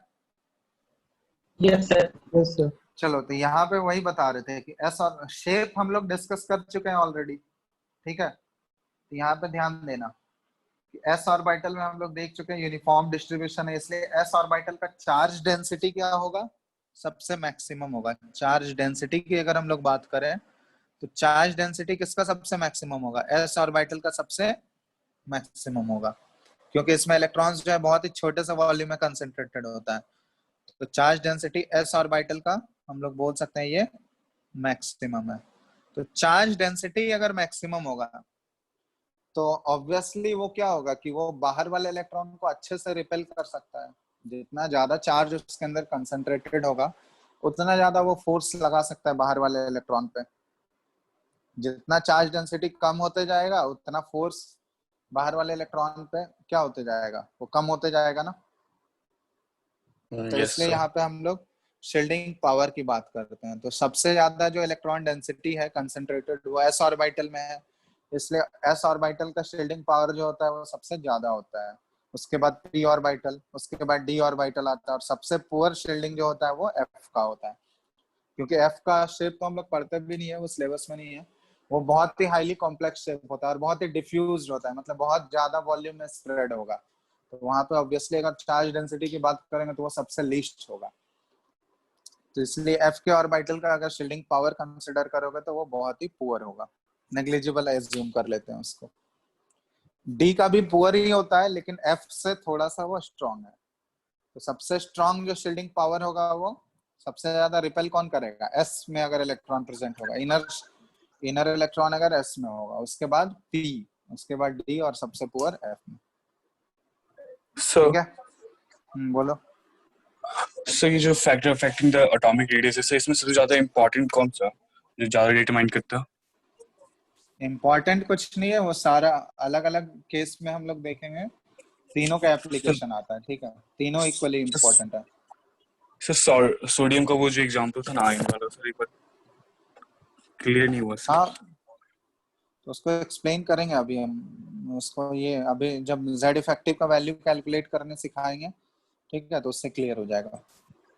यस ठीक है, चलो, और कोई डाउट है यहाँ तक किसी को? वो नेक्स्ट क्लास में हम लोग z इफेक्टिव का वैल्यू कैलकुलेट करना सीखेंगे, और इसमें ट्रेंड क्या होता है, लेफ्ट टू राइट जानने पे क्या होगा, और कहाँ कहाँ पे एक्सेप्शन मिलेगा वो इम्पोर्टेंट है इसमें। तो वो सारा चीज हम लोग नेक्स्ट क्लास में देखेंगे इसमें।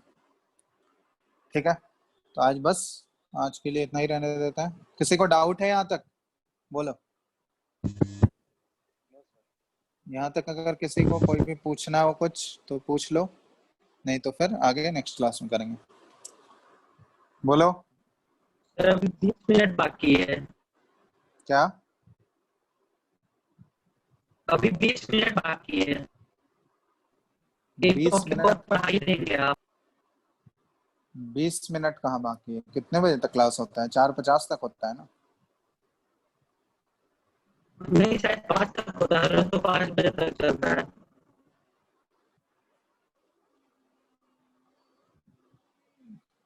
तो अभी ही पढ़ना है? एक टॉपिक और पढ़ा दीजिए। एक टॉपिक पढ़ा दें? कौन सा टॉपिक पढ़ना है, बोलो। चलो कैलकुलेशन ऑफ जेड इफेक्टिव बता सर इसके देते हैं। बाद जो है वही वाला ठीक है, calculation of effective nuclear charge कैसे करते हैं हम लोग। ठीक है, ये चीज इंपॉर्टेंट है। इंपॉर्टेंट मतलब ये क्वेश्चन से तो नहीं पूछा जाता है, ठीक है, अभी तक तो नहीं पूछा गया, बस ये तरीका जान जाओ कि कैसे इफेक्टिव न्यूक्लियर चार्ज निकाला जाता है।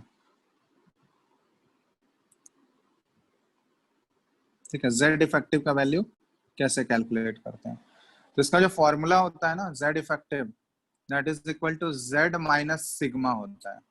अब यहाँ पे सिग्मा क्या है, सिग्मा है स्क्रीनिंग कांस्टेंट, वो जो इलेक्ट्रॉन का रिपल्सन हम लोग कंसिडर करेंगे ना, स्क्रीनिंग कांस्टेंट, या फिर इसी को स्लेटर्स कांस्टेंट बोला जाता है। ठीक है, ये हम लोग निकालते हैं, सिग्मा का वैल्यू कैसे निकालना है वो हमको देखना है। तो देखो यहाँ पे रूल, इसके लिए कुछ सर्टन रूल्स बनाया गया है, ठीक है, वो रूल फॉलो करते हैं हम लोग। तो पहला क्या है कि फॉर ऑल द इलेक्ट्रॉन्स,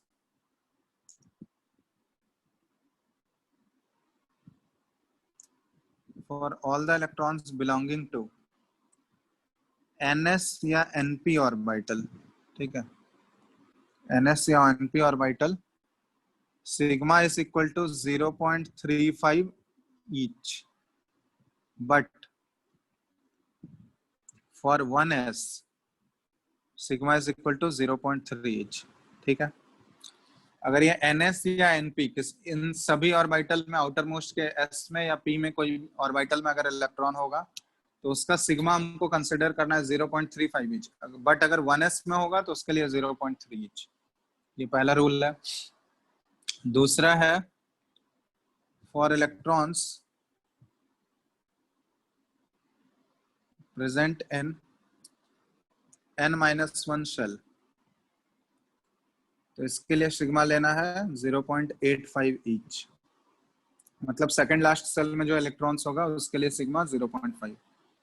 तीसरा है for n-2 onwards, n-2 onwards sigma का वैल्यू लेना है 1।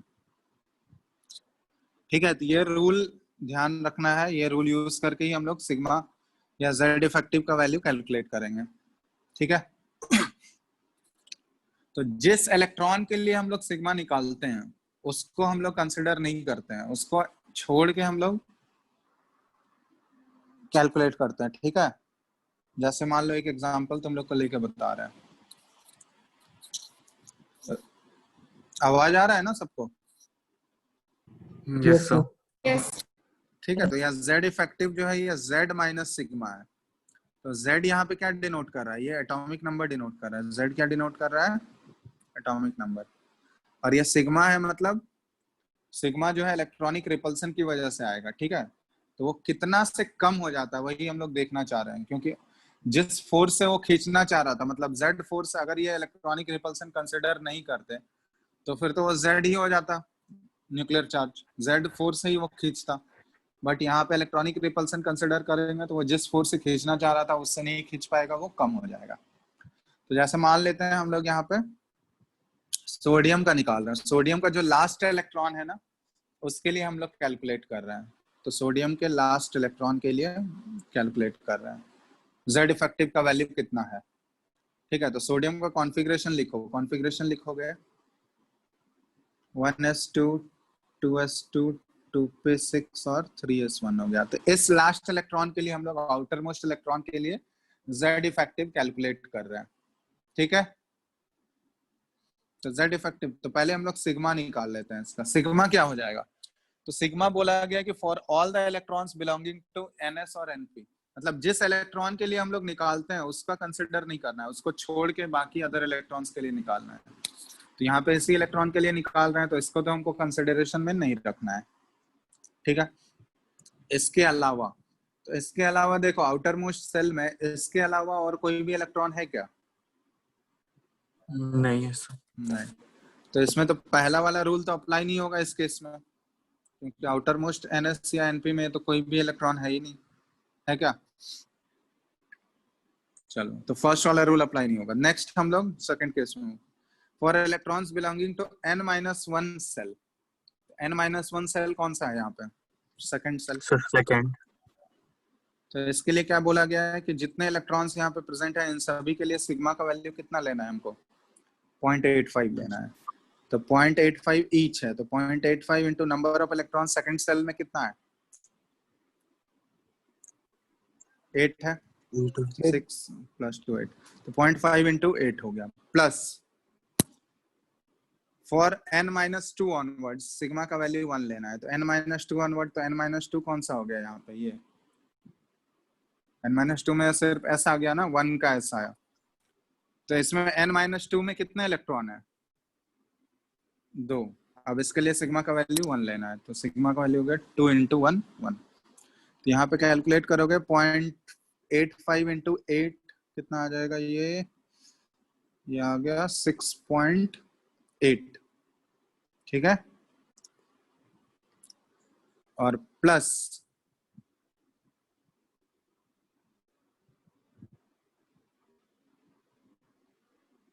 टू, तो ये कितना हो गया 8.8। कोई डाउट इसमें किसी को? हेलो, नहीं तो देखो अब सिग्मा का वैल्यू देखो 8.8 आ गया। तो अब z इफेक्टिव इसका हम लोग निकाल सकते हैं कि आउटर मोस्ट इलेक्ट्रॉन के लिए z इफेक्टिव अगर कैलकुलेट करना है तो z माइनस सिग्मा।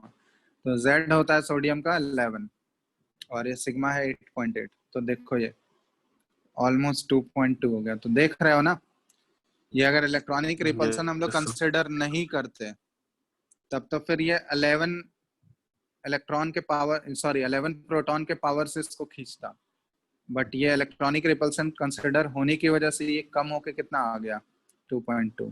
तो एक्चुअली जो ये फोर्स, न्यूक्लियस का फोर्स जो लग रहा होगा बाहर वाले इलेक्ट्रॉन पे, वो एक्चुअली कितना लग रहा होगा, 2.2 प्रोटॉन के बराबर ही लग रहा होगा। 2.2 प्रोटॉन की वजह से जो फोर्स लग रहा है वही लग रहा है। समझ में आ रहा है ना ये कितना कम हो गया? यस ठीक है। सर, इलेक्ट्रॉन तो सिर्फ काफी सर, क्या सर इलेक्ट्रॉन एक जगह थोड़ी ना रहता है, वो तो सिर्फ राउंड करते घूमते रहता है सर, लाइट की स्पीड से सर लगभग।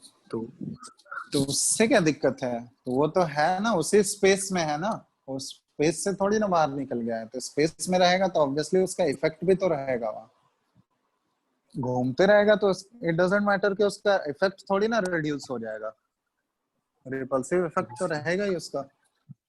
सर कोई ऐसा पॉइंट आता होगा जब से इलेक्ट्रॉन से उस एरिया में ना होकर कहीं और होगा तो सर उसमें सर इफेक्टिव तो बढ़ जाएगा ना, जेड इफेक्टिव।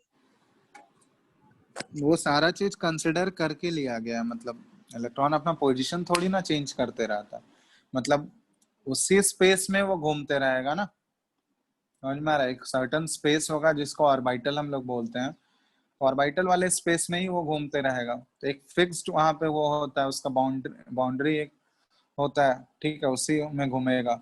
नोड्स जैसे होता है, नोड्स में इलेक्ट्रॉन तो जाएगा नहीं, वहां तो इलेक्ट्रॉन डेंसिटी 0 होता है, ठीक है। तो वो सारा चीज कंसिडरेशन करके ही ये निकाला गया है, ठीक है। तो ये हो गया जेड इफेक्टिव। अब देखो यहाँ पे बोला कि तो देखो Na+ का हो गया, सॉरी ये सोडियम न्यूट्रल एटम का देख रहे हैं। अगर यही Na+ ले लोगे तो Na+ में अब कितने इलेक्ट्रॉन आ गए, 10 ही इलेक्ट्रॉन आए ना, एक इलेक्ट्रॉन तो निकल गया उससे। तो एक इलेक्ट्रॉन अगर निकल गया तो अब इसका कॉन्फ़िगरेशन कैसा बच जाएगा, 1s2 2s2 और 2p6। तो अब इसका आउटर मोस्ट p का कोई एक इलेक्ट्रॉन ले लेना, ठीक है। आउटर मोस्ट p का कोई एक इलेक्ट्रॉन, p में टोटल 6 इलेक्ट्रॉन है, तो कोई एक इलेक्ट्रॉन कंसिडर कर लेना। उसके लिए तुम z इफेक्टिव निकाल के देखना। तो z इफेक्टिव जो है इसके न्यूट्रल एटम से क्या आएगा, इसका ज्यादा आएगा या कम आएगा, बताओ तो। ज्यादा। z इफेक्टिव ज्यादा आएगा। अरे इलेक्ट्रॉन ही कम होते जा रहा है, कम होगा ये सर। इलेक्ट्रॉन अगर कम होते जाएगा तो सिग्मा का वैल्यू भी तो कम होगा ना। समझ में आ रहा है? यस तो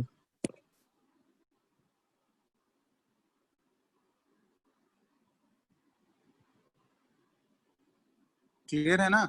ये सिग्मा जो हो रहा है ये किससे डिसाइड हो रहा है, इलेक्ट्रॉन्स। इलेक्ट्रॉन्स की वजह से डिसाइड हो रहा है। तो सिग्मा अगर कम होगा क्योंकि नंबर ऑफ इलेक्ट्रॉन्स इसमें कम हो गया ना, यस। Na प्लस में एक इलेक्ट्रॉन कम हो गया तो ऑब्वियसली इसके लिए सिग्मा जो होगा वो रिड्यूस हो जाएगा, और सिग्मा अगर रिड्यूस हुआ, देखो Z इफेक्टिव क्या है, Z माइनस सिग्मा है, तो Z तो कांस्टेंट ही रहेगा, क्योंकि अगर हम लोग इसी न्यूट्रल एटम से ही कंपेयर कर रहे हैं तो इसके लिए Z तो दोनों के लिए बराबर है, Na के लिए भी बराबर है, Na प्लस के लिए भी बराबर है, लेकिन हम लोग देखेंगे कि Na प्लस में सिग्मा का वैल्यू कम हो गया, तो सिग्मा अगर कम होगा तो ओवरऑल Z इफेक्टिव क्या हो जाएगा, ये बढ़ जाएगा। ओवरऑल Z इफेक्टिव क्या हो जाएगा, बढ़ जाएगा। इंक्रीज हो जाएगा। तो Z इफेक्टिव अगर इंक्रीज हो गया, Z इफेक्टिव इंक्रीजेस, मतलब इसका Z इफेक्टिव का वैल्यू ज्यादा आ जाएगा, क्योंकि सिग्मा कम हो गया तो Z इफेक्टिव ज्यादा हो गया। तो Z इफेक्टिव अगर ज्यादा हो जाएगा तो एटॉमिक रेडियस क्या हो जाएगा, बोलो, एटॉमिक रेडियस तो कम हो जाएगा ना, यस क्योंकि Z इफेक्टिव और एटॉमिक रेडियस इनवर्सली प्रोपोर्शनल है, ठीक है। तो अगर Z इफेक्टिव बढ़ेगा तो रेडियस घटेगा, इसलिए केटायंस का साइज जो होता है उसके न्यूट्रल एटम से छोटा होता है।